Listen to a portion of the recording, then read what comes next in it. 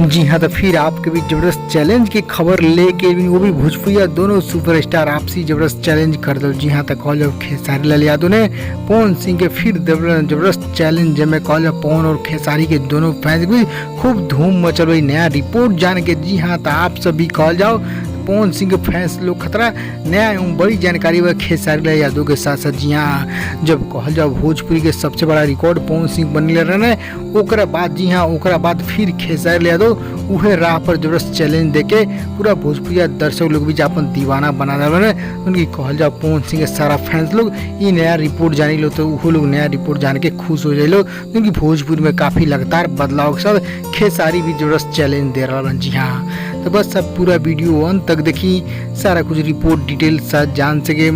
उससे पहले को रिक्वेस्ट करें हम आपसे कि यदि आप भोजपुरिया आर्यन चैनल पर नया बानी तो जुड़ जाइए, सब्सक्राइब कर ली और एक घंटी के आप जरूर दबा दी।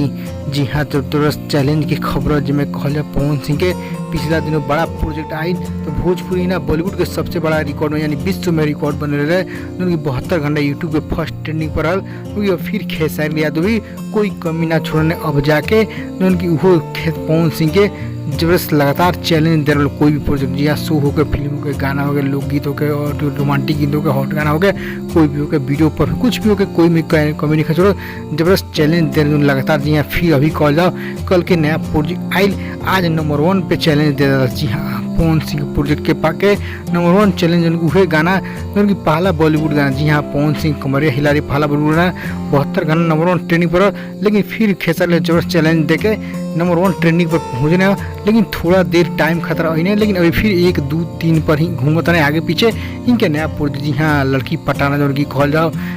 खेसारी लाल यादव पहला बॉलीवुड हिंदी गाना आयल पवन सिंह के बाद, तो पवन सिंह जिस तरह 72 घंटा रहल उ तरह इनको खेसारी लाल यादव के भी चैलेंज देके इहो 1 घंटा आधा घंटा रहल, लेकिन रहल। जी हाँ, चैलेंज दिला बन फिर खेसारी तो आप लोग कहल लड़की पटाना वीडियो पर फ्रेंड्स फिर भोजपुरी के नया बदलाव के लिए खेसारी लाल यादव भी पवन सिंह जैसन, तो आप लोग फिर भोजपुरी के तरह प्यारे से बदी तक यही तरह सभी स्टार लोग भोजपुरी के आगे लेके और आपसे भोजपुरी सबसे आगे रहे, बॉलीवुड के स्टार फैंस के पछाड़े लोग और भोजपुरी के आगे विश्व में रिकॉर्ड बने। जी हाँ, तब नया खबर बता दें 1 ट्रेंडिंग पर वाला कुछ देर वो नया खबर कैसे खबर पसंद पर लाइक शेयर दबा करें। अंत में आपसे बताइए कमेंट करें पवन सिंह कमर हिलारी गाना बेस्ट बाय खेसारी यादव लड़की फंसाना कमेंट कर रिप्लाई करी।